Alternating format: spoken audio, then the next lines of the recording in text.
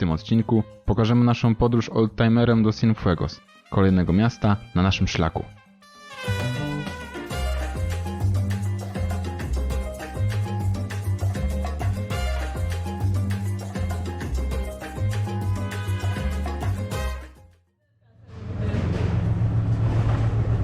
Hola.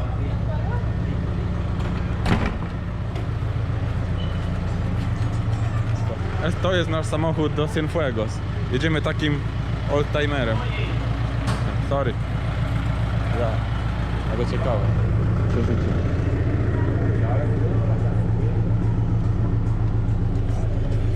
Hola.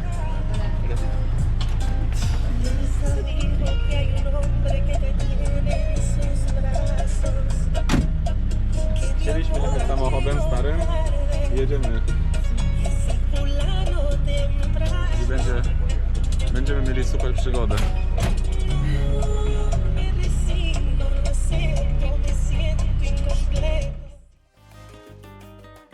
Po 3 nocach opuszczamy Hawanę, udając się na południe do miasta Cienfuegos. Naszym środkiem transportu jest tak zwane kolektivo, czyli współdzielona taksówka, która zabiera ludzi zmierzających w tym samym kierunku, dzięki czemu koszty podróży dzielą się na więcej osób. Do kubańskiej stolicy jeszcze wrócimy pod koniec naszej podróży. Mamy tu jeszcze sporo do zobaczenia i odkrycia. Hawana urzekła nas, zachwyciła swoim unikatowym klimatem i pięknem architektury. Miasto to nigdy nie zasypia, ale równocześnie od połowy zeszłego stulecia pogrążone jest we śnie, który trwa do dziś. Doświadczyliśmy tu wielu kontrastów, przede wszystkim pomiędzy życiem Kubańczyków a życiem turystów. I kontrasty te można dostrzec dosłownie na każdym kroku.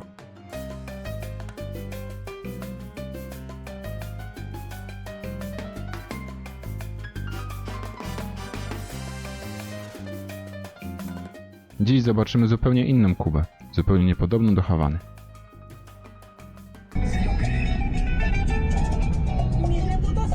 Miejsca na nogi nie ma praktycznie w ogóle, więc jest ciasno, ale przynajmniej przygoda i bardzo głośno, nic nie słychać.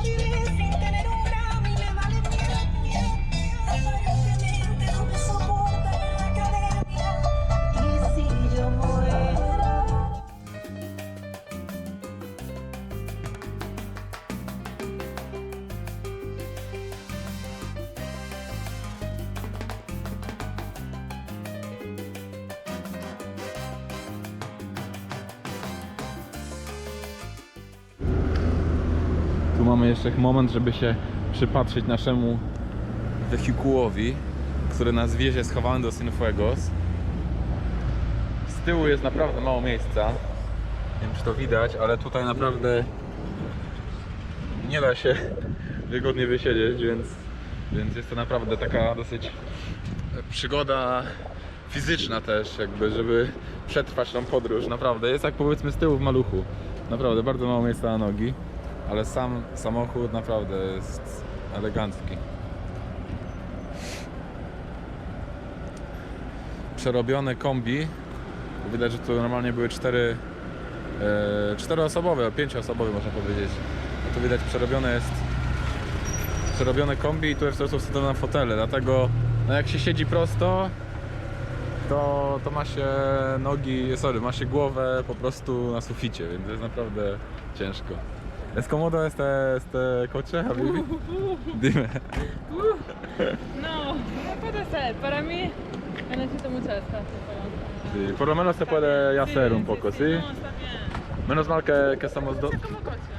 Sí, pero menos mal que somos dos personas. Personas. Sí. Dobra, teraz mamy chwilę przerwy, żeby się rozprostować i zaraz potem ruszamy dalej.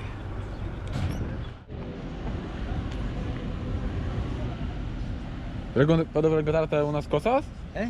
¿De qué año es este coche? Año 55. 55. Sí. ¿Y su motor es original o es de otro? El motor original de él es de gasolina. De gasolina, y este es Sí. diésel. Este es un Mitsubishi Canter diésel. Ah, ok, vale. Porque hay problemas con gasolina, ¿sí? ¿O no? Hubo en un tiempo. Sí. Ahora está al revés. Ahora está mejor la gasolina que el diésel. ¿De verdad? Ah, qué raro. Pero hay en gasolinera se puede normalmente comprar o hay acá Sí. hacer cola o algo. Hay, ok. Sí, pero he escuchado por esta pandemia de COVID no se podía comprar gasolina, sí, se tenía que Sí, esperar.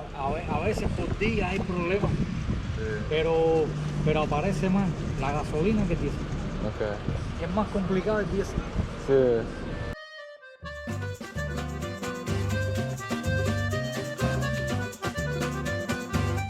Droga do Cienfuegos usiana jest billboardami upamiętniającymi zwycięską obronę Kuby podczas amerykańskiej inwazji w Zatoce Świń w roku 1961. Więcej o tym wydarzeniu opowiemy w kolejnych 2 odcinkach.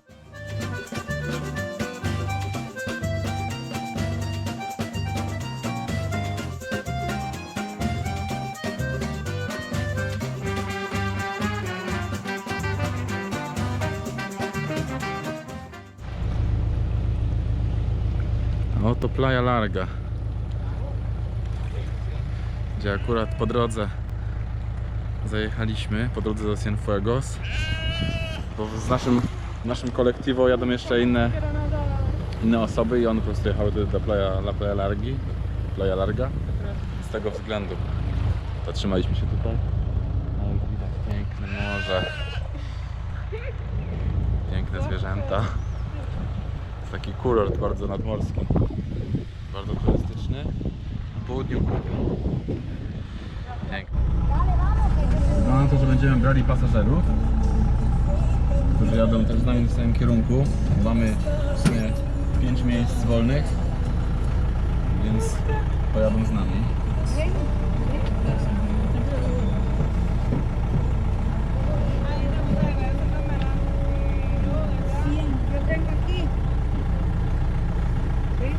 Jakie Playa Larga.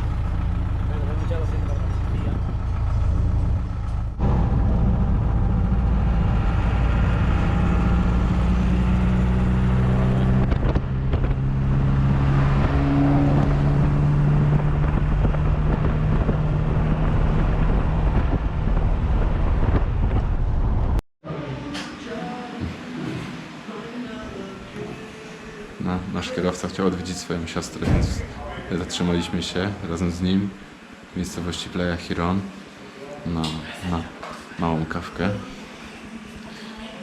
I tutaj widać, że życie jest trochę inaczej, inne. Jest więcej turystów też. Oni co prawda nie mają tej, nie wynajmują z tego co widzę, ale żyją lepiej niż w Hawanie, co po niektórzy. To jest taka wioska, można powiedzieć. Banany.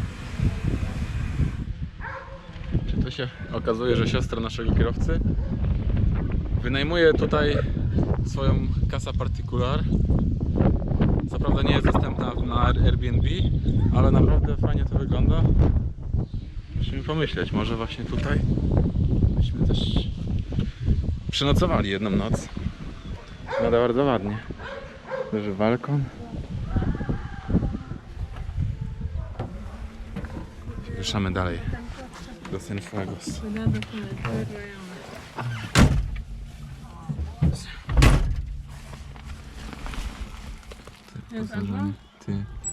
Wyposażenie samochodu. Dosyć ubogie. Nasz nowy domek w Cienfuegos. Udało nam się dojechać. Wyposażony jest bardzo fajnie. Na zewnątrz też ładnie. Tutaj mamy tarasik. Można sobie usiąść na zewnątrz. Ale powa.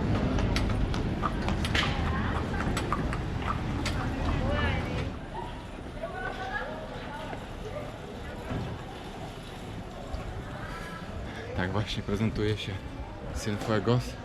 Wyszliśmy właśnie z naszej casa particular. Szukamy czegoś do jedzenia. Mamy kilka rekomendacji, musimy je sprawdzić. Bo naprawdę umieramy z głodu, nic nie jedliśmy dzisiaj. Tylko śniadanko. I już na pierwszy rzut oka To miasto wygląda inaczej niż Hawana, nie? O, tak, lepiej. Lepiej, jest tak spokojnie według Tak. mnie. Spokojniej, bardziej spokojnie. Tak. Hawana jest tak. Taka stolica, duże miasto, nie? Dużo ludzi, Szok, hałas. culture shock. Tak, szok kulturowy. Myślę, że Hawana to jest taka Kuba, ale taka bardzo taka jakby intensywna. O, tak. A jak tutaj jest tak spokojniej, można tak sobie dawkować tą Kubę, nie? Zacząć po kroku.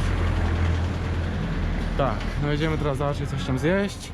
Tak się prezentuje ulica, zaraz dojdziemy do ulicy takiej, powiedzmy, głównej. Później chcemy eksplorować trochę to miasto, póki jeszcze mamy czas. I potem wam opowiem trochę o tym mieście, bo jest ciekawe.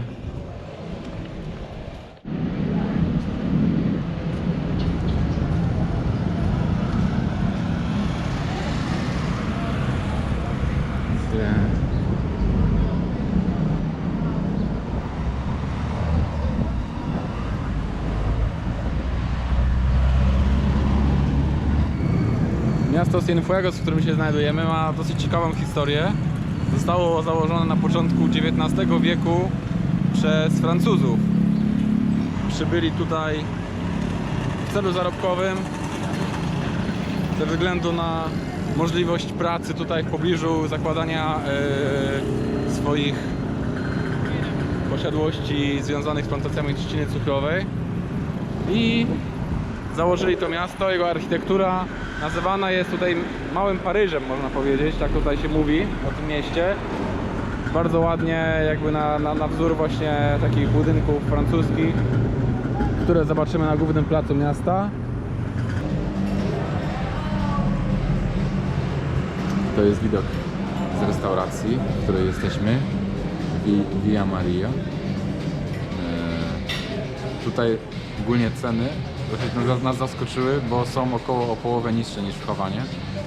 Więc na przykład za taki obiad tutaj się płaci około 400 peso kubańskich, 400-500, w zależności od tego co bierzesz.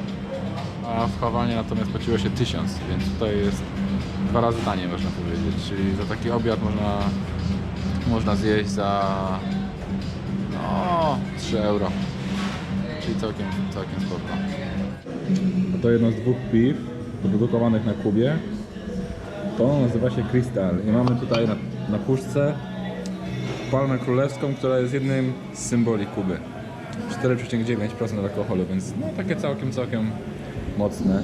I śmieszna pojemność 355 ml. Co Rita zamówiłaś? No jakieś pojo. Jakiś kurczak, nie? Kurczak w sosie pomidorowym, a ja mam taki schab trochę, grillowany świnię, grillowaną świnię, a tutaj jest Mam Coca-Cola lokalna. lokalna Coca-Cola. Dobra. Zobaczcie to drzewo w środku Cienfuegos, ono jest gigantyczne. Jacie, ale kawał drzewa. Nie wiem co to za gatunek. To są 2 nawet. Ciekawe jak...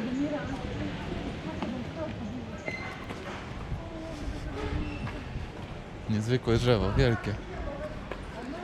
Dobra. Udało nam się zjeść kolację. No obiad, kolację powiedzmy. Bo jest już 18. I teraz idziemy zobaczyć sobie zachód słońca oraz jak wygląda centrum, taki centralny park San Martiego w Cienfuegos.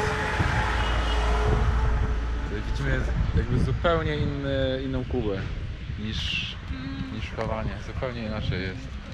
Tak bardziej chilloutowo, można powiedzieć. To jest zatoka Cienfuegos. Ponieważ Cienfuegos leży nad morzem,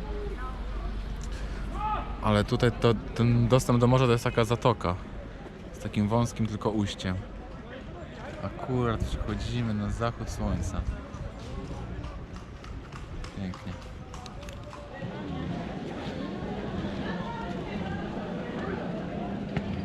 Tak właśnie wygląda Wieczór w Cienfuegos. Chłopaki grają w piłkę. Teraz już tradycyjne powozy konne, które oferują nam przejażdżkę. Tutaj konie są nadal głównym środkiem transportu, można powiedzieć. W szczególności po tym periodzie especial w latach 90., gdy nie było benzyny, ludzie, żeby się przemieszczać, musieli używać koni. I do dzisiaj to zostaje. Rita szuka internetu. Mamy tą kartę zdrabkę, pokaż. Tu masz kod. Trzeba się połączyć do sieci internetowej, która jest na przykład w parku albo w jakimś miejscu publicznym. O, funkcjona. I masz wtedy, kupujesz najpierw kartę taką zdrabkę i w tych miejscach publicznych możesz się połączyć z Wi-Fi. Więc w takich parkach często można spotkać ludzi po prostu w telefonach. A tutaj już architektura kolonialna. Tak.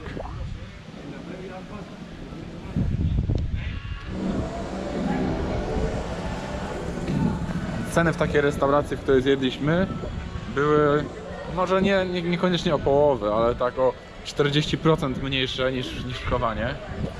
Zapłaciliśmy w sumie około 2000 peso kubańskich, gdzie w Hawanie płaciliśmy 3-4, więc znacznie taniej. Za taki obiad dla 2 osób z piciem.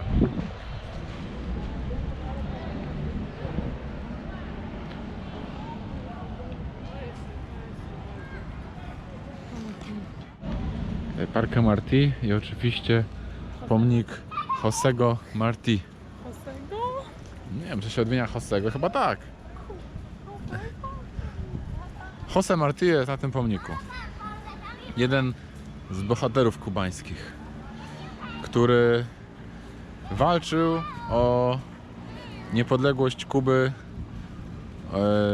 podczas gdy była ona pod panowaniem Hiszpanów. To był koniec XIX wieku.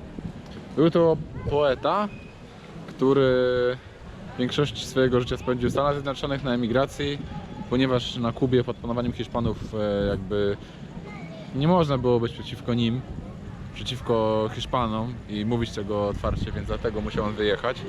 I tam poza granicami kraju szykował jakby rebelię przeciwko Hiszpanom, którą pod koniec XX wieku udało się, pod koniec XIX wieku, przepraszam, udało się zrealizować. On niestety podczas pierwszej bitwy poległ, ale jego śmierć nie poszła na marne. Został jakby wyniesiony na piedestał, jeśli chodzi o takich bohaterów kubańskich.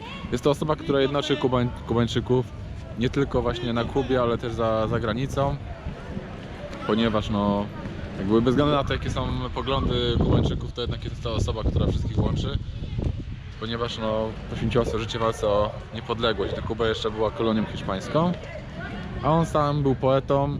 Każdy, myślę, że zna piosenkę Guantanamera. Jest to właśnie słowa są autorstwa tego właśnie poety Josego Martí. I tutaj pierwszy i jedyny łuk triumfalny na Kubie, który został właśnie tutaj w tym Cienfuegos w roku 1902 wzniesiony. Chłopaki grają w piłkę. Bardzo ładne jest to miejsce, ten park, naprawdę architektura jest tu bardzo ładna.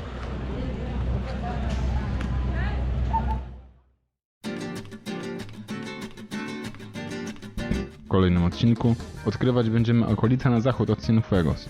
W końcu zanurzymy się w falach pełnego ryb Morza Karaibskiego, zobaczymy krokodyli rezerwat i dzikie tereny Mokradu Zapata. Do zobaczenia!